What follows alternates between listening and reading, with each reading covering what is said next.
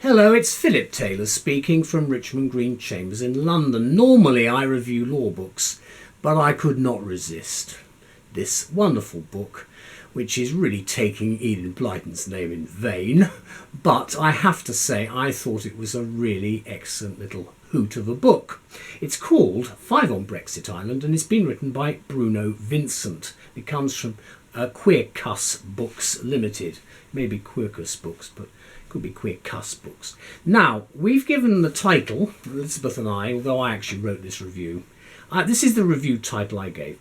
Topical, trashy tripe, and absolute rubbish. Just like the thinking behind Brexit. And a great read, but Bruno, you are no Blyton.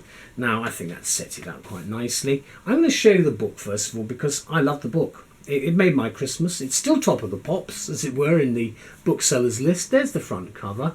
There's a little spine. It's a hardback. You'll have seen it in Smith's, I've no doubt. And you'll know, if you know anything about Enid, you will know all about who the people are. Now, there's no index at the back, obviously, but what there are these lovely pictures by Eileen Soper, and I'll talk about her in a minute.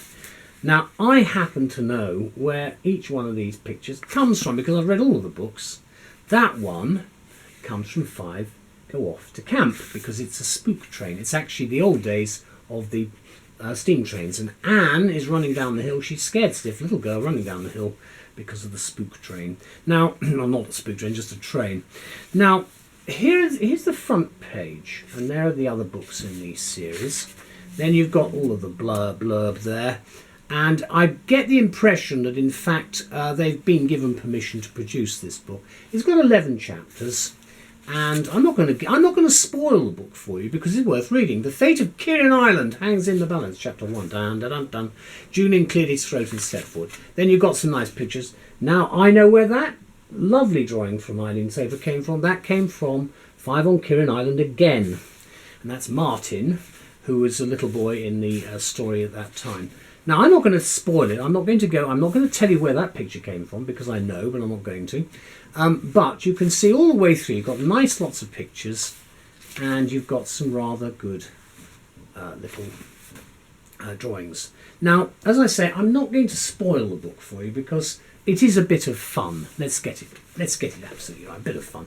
But there are a series of books. There are actually a series of them. They're all sort of listed at the back there. And I'm going to look at those later on. But let me just deal with this one, because it's the top one. Great title, I have to say, great title. So it's so nice to have another book out by Enid after her passing in 1968, when we'd not even joined the common market, thanks to Gaulle. So enter the world of children's literature with a new series of parodies which do not exhibit the cruelty in leftie comedy, things like The Comedy Store. These are 5 new famous 5 adventures for Christmas, and I enjoyed every one of them. The first, or the one that I've picked, being the 5 on Brexit Island. Now, Enid's books are loved throughout the world, and I remain a great fan even to this day. The famous 5 have been the perennial favourite of her fans like me for many, many years. And many others not so keen to admit, of course, their secret enthusiasms. So Bruno Vincent sees a way to make a buck or two with this gorgeous rubbish in 100 pages and 11 short chapters. And I say it's that because it is to many people, but it's got a certain charm about it, which I loved, I have to say. Now, in this, and by the way, the buying public do as well. Now, in this new series of Enid Blyton for grown-ups, like me, we too can explore whether Julian, Dick, George and Anne and Timothy, not Timmy, Timothy the dog, survived the ultimate test of their friendship, Brexit. Of course they do, as all 5 books are always positive, and that's what I love about Enid. That was the whole purpose of it as you're growing up. Whatever the librarians in Ipswich have to say about this.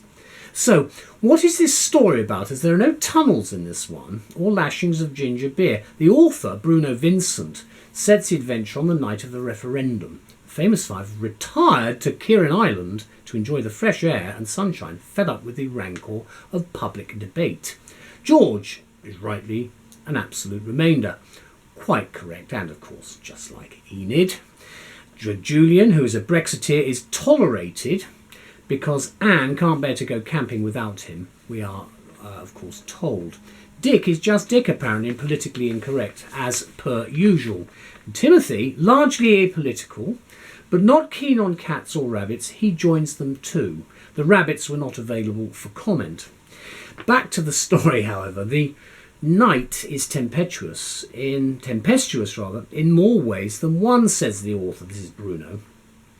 George has managed to rig up a satellite link with the mainland. Well, we didn't have satellite links when Enid wrote her books, but that, now you've got to give a bit of sort of political, poetic license to it. Anyway, she's rigged up the satellite link with the mainland so they can keep abreast of the news, and they sit huddled round the fire amidst some tension, as George's initial hope that the remainders will triumph proves premature. It did for all of us the next morning, I can tell you.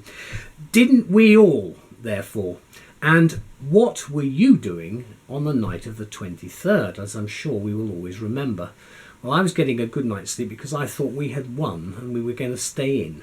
How wrong I was. Then we have the violent storm, surprise, surprise, which is whipped up as usual. No mysterious lights, though.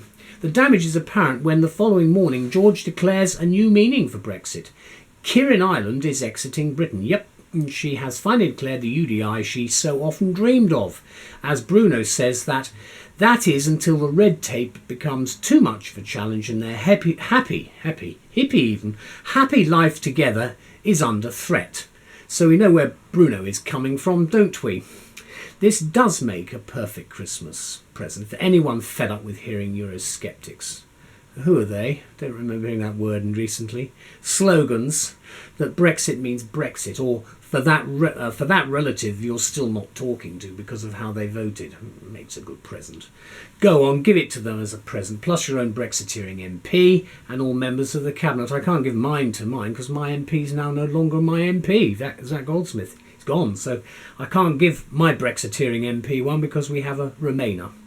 Sadly, there are no great granddads in this book, or identical twins, but the best thing about it is the trip down memory lane, and for the wonderful illustrations by Eileen Soper. I mean, they really are lovely. I adored them when I was a child, the strange clothes and the bearded old men.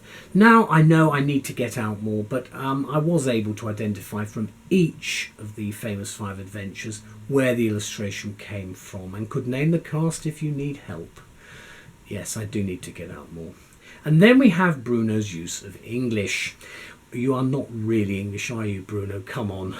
We know that the BBC and librarians, especially in Ipswich, as I've mentioned, and elsewhere, will certainly approve Bruno's prose. Nice big words here. See it again? Lots of big words, even right at the beginning for Julian. However, Bruno's writing does illustrate why Enid was so good. Bruno's vocabulary is so much larger and complex than Enid's was, which is very much a descriptive use. Now, Enid's always been criticised. There are some wonderful but very simple pieces of imagery in the original Famous Five and the other books, which I think have gone a little bit by the wayside because of the criticisms of Blyton, which have been, in my view, totally unfounded. But of course, Enid's vocabulary was always so simple that it made the books what they are today. That's my view anyway. Even with the awful political correctness which has been brought in to protect all those groups Enid allegedly attacked without even knowing it, and certainly without the intentions. And I'm not even going to mention names, except that Mum and Dad has replaced Mother and Father, or Daddy. Now, again, it depends very much on what you call your parents, if you know who they are these days. But the fact is that Mother and Father was the definition basically used the words used at the time she wrote. Now it's Mum and Dad. And of course, shorts have been replaced by jeans. So you've got quite a few changes. Well, let me conclude by saying the 5 remain a timeless team. But your literary initiative, that's Bruno's and QUERCUS, have brought a cheer to me this Christmas. Now the adult books are out. It's a reminiscence of my childhood over 50 years ago, and an antidote to the po-faced Brexiteer. That's my opinion. Thanks, Bruno. These stories are a great read and a wonderful reminder of times gone by. And by the way, they're quite funny. I thought they were anyway. And I still love the drawings. There we go. That's the front. There's that. Now, this is not a marketing excuse for. There we go. I Do you know where that drawing comes from? I do, I'm not telling you. If I fall into adventure.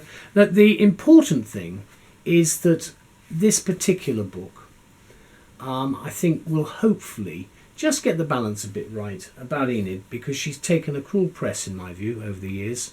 Totally unwarranted, and I'm very grateful that at least this has come to a new audience, and it's fun. Thank you to all concerned anyway. And the best thank you is to Enid, because she created all of this in the first place, and I'll never forget it. Thanks so much. Bye-bye.